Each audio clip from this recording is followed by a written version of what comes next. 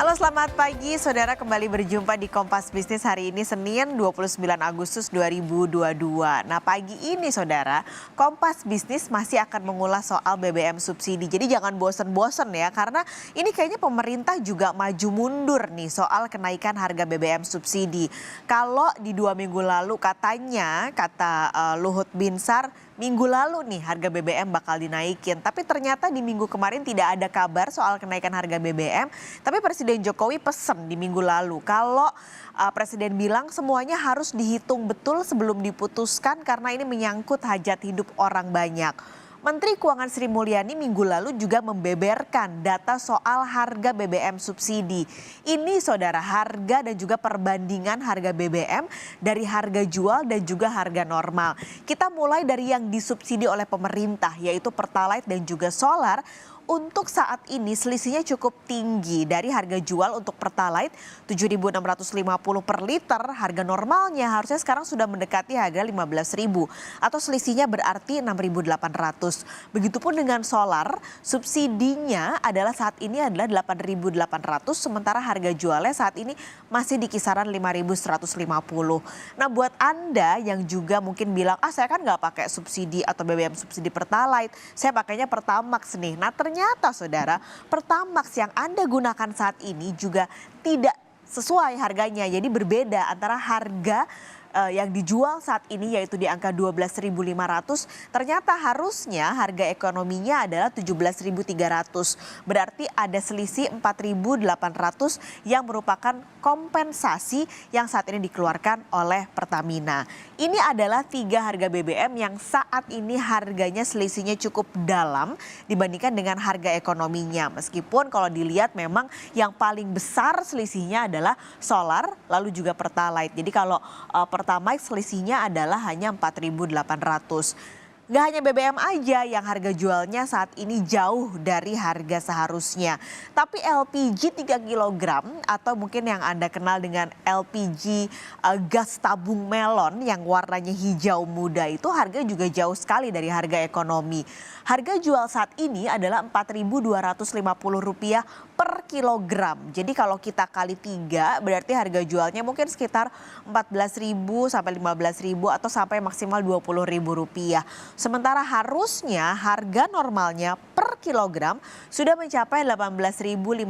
Jadi kalau tadi harga jualnya kita kasih rata-rata Rp20.000, harusnya sekarang harga jualnya untuk 3 kilogram itu adalah mencapai 60 ribuan rupiah. Jadi ada selisih kalau dikalikan 3 saudara berarti Rp40.000 untuk harga jual 1 tabung gas melon. Sementara per kilonya kalau kita bandingkan selisihnya adalah 14.250. Nah ini juga sebenarnya yang ngebikin harga atau disparitas harga di pasaran jauh sekali dibandingkan dengan LPG yang non subsidi yang warnanya biru ataupun yang bright gas yang warnanya pink ungu yang tabung gas 12 kg. Sekarang aja kita kalau beli tabung gas 12 kg itu harganya udah mencapai 200 ribuan ya. Jadi Anda bandingkan jauh sekali perbandingannya dengan harga tabung gas 3 kilo. Makanya akhirnya sekarang banyak orang akhirnya memilih untuk beli tabung gas 3 kilogram saja. Mungkin beli awalnya tabung gas kosongnya mahal ya 180 ribuan.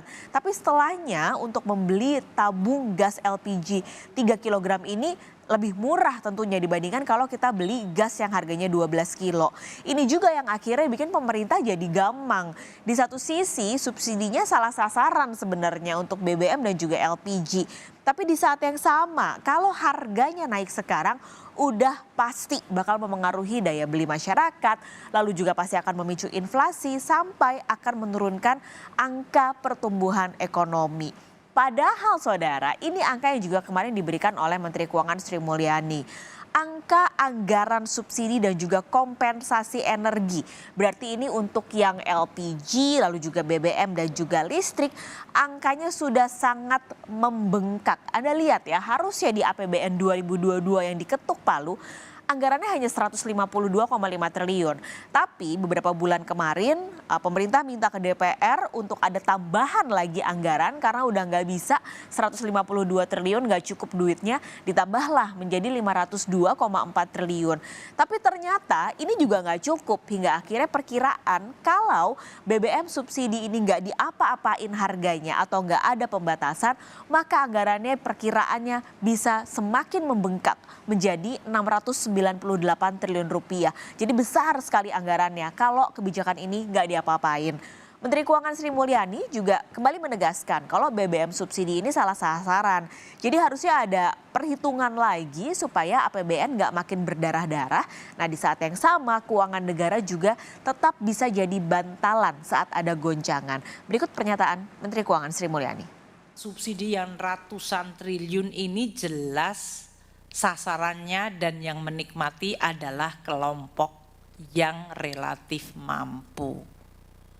Dan ini berarti kita mungkin akan menciptakan kesenjangan yang makin lebar dengan subsidi ini. Karena yang mampu menikmati dana subsidi ratusan triliun, yang tidak mampu tidak menikmati.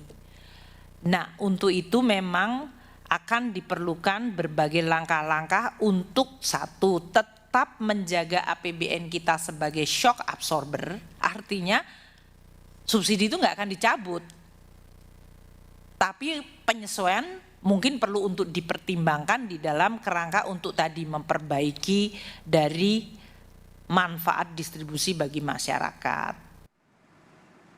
Kita bahas pagi ini soal kenaikan harga BBM subsidi bersama ekonom UI Teuku Rifki. Selamat pagi Mas Rifki. Jadi pertanyaannya mungkin langsung aja ya, melihat pemerintah yang kayaknya maju mundur soal kenaikan harga BBM subsidi, tepatkah untuk menaikkan harga BBM subsidi saat ini dengan kondisi yang ada? Pagi, terima kasih Mbak atas pertanyaannya. Jadi kalau kita bicara terkait subsidi dan kompensasi baik di BBM dan LPG, ini memang tepat. Dan kalau kita bicara apakah momentum sekarang ini tepat atau tidak, saya rasa ada beberapa faktor yang membuat ini menjadi momentum yang tepat. Satu adalah dari sisi anggaran pemerintah. Anggaran pemerintah di saat ini memang cukup tertekan. Kemarin kita sudah melihat anggaran pemerintah cukup mendapat tekanan yang luar biasa selama pandemi COVID-19. Dan kemudian di tahun depan juga pemerintah sudah dimandatkan dari UU nomor 2 tahun 2020 bahwa defisit harus kembali di bawah 3%. Dan sekarang melihat kondisi pemulihan ekonomi yang sedang terjadi, kita lihat sudah beberapa triwulan kita mengalami pertumbuhan ekonomi yang di atas 5%, ini keadaan ekonomi sedang baik-baiknya. Justru saat keadaan ekonomi sedang dalam kondisi baik, inilah waktu yang tepat untuk dilakukan reform.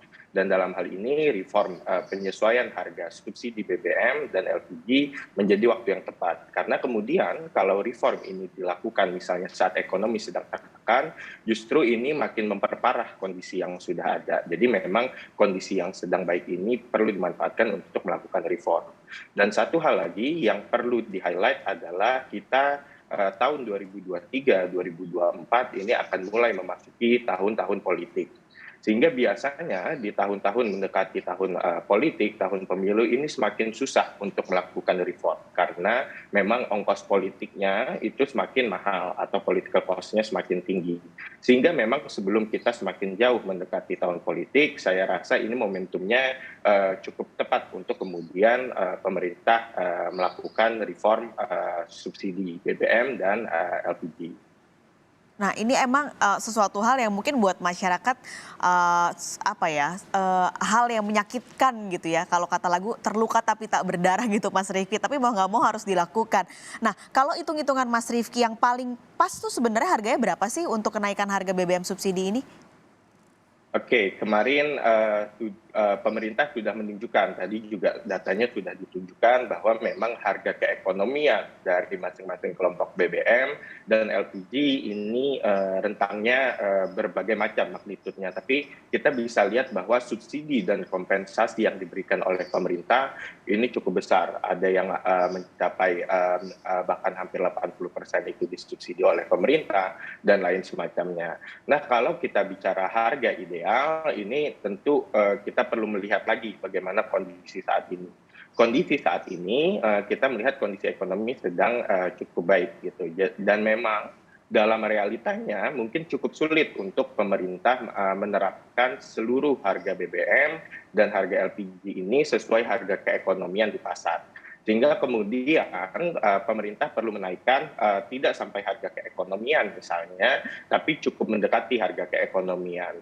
Jadi ini tentu satu meringankan beban fiskal dan penghematan yang dapat dilakukan oleh pemerintah tadi itu dapat digunakan untuk anggaran-anggaran yang lebih tepat sasaran. Misalnya seperti pemberian tambahan jaring pengaman sosial, bantuan sosial, BLT dan lain semacamnya yang memang betul-betul dinikmati oleh masyarakat miskin dan rentan.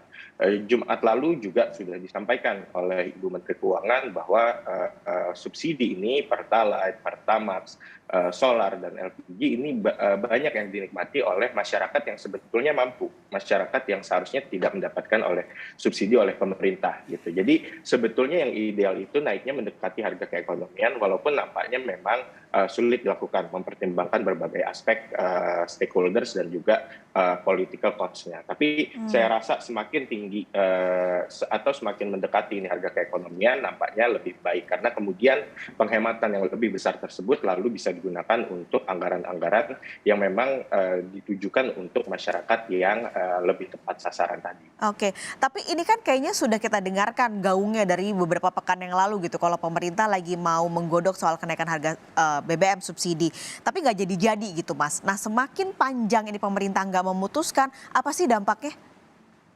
Oke, memang kalau kita bicara terkait reform, tidak hanya dari reform subsidi, tapi juga seluruh perubahan kebijakan yang memang cukup drastis di masyarakat, ini semakin panjang, semakin berlarut-larut, tentu akan menimbulkan ketidakpastian di masyarakat. Dan ini menimbulkan penurunan optimisme dari masyarakat, serta juga menimbulkan uncertainty yang cukup tinggi. Sehingga memang bahwa kalau reform mau dilakukan, ini narasinya itu harus jelas. Nah, tapi tidak berarti kemudian kebijakan tersebut harus dikeluarkan secara terburu-buru. Diperlukan juga narasi publik yang memang mendukung untuk sebuah reform. Kita melihat dari awal beberapa minggu lalu ini pemerintah sudah mengeluarkan wacana bahwa harga BBM itu akan meningkat. Tapi sebelum betul-betul ditingkatkan, masyarakat juga harus memahami latar belakang kenapa ini ditingkatkan. Dan ini saya rasa sudah disampaikan oleh pemerintah lewat Menteri Keuangan Jumat lalu melalui siaran persnya. Apa kemudian yang menjadi tujuan pemerintah dari peningkatan harga subsidi BBM dan LPG tersebut? Bahwa disampaikan ini memang satu membebani fiskal kita, kedua juga ini tidak tepat sasaran sehingga memang perlu dilakukan reform. Nah, ini masyarakat perlu mengerti dulu apa yang sedang dilakukan pemerintah, baru kemudian pemerintah bisa melakukan.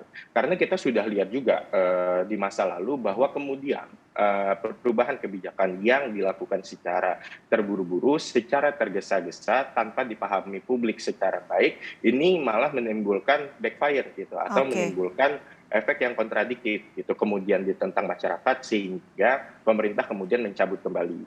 Kita ingat mungkin beberapa bulan lalu pemerintah menerapkan larangan ekspor CPO atau penetapan harga eceran tertinggi di pasaran saat stok CPO langka, yang akhirnya pemerintah harus cabut lagi karena menimbulkan ketidaksesuaian di masyarakat, dan juga kebijakannya ini belum terlalu dipahami oleh masyarakat gitu. Jadi kita mau kebijakan yang dilakukan dengan tujuan baik gitu, baik untuk masyarakat, baik untuk fiskal, baik untuk masyarakat miskin dan rentan, ini dipahami dulu agar kemudian tidak menimbulkan polemik dan kegaduhan di masyarakat yang berlebihan gitu. Jadi saya rasa memang kebijakan yang berlarut-larut diambil langkahnya atau diimplementasikan memang tidak baik gitu. Tapi yang tergesa-gesa tanpa masyarakat belum memahami implikasinya pun juga akan menimbulkan potensi kerugian itu sendiri atau bahkan polemik di masyarakat.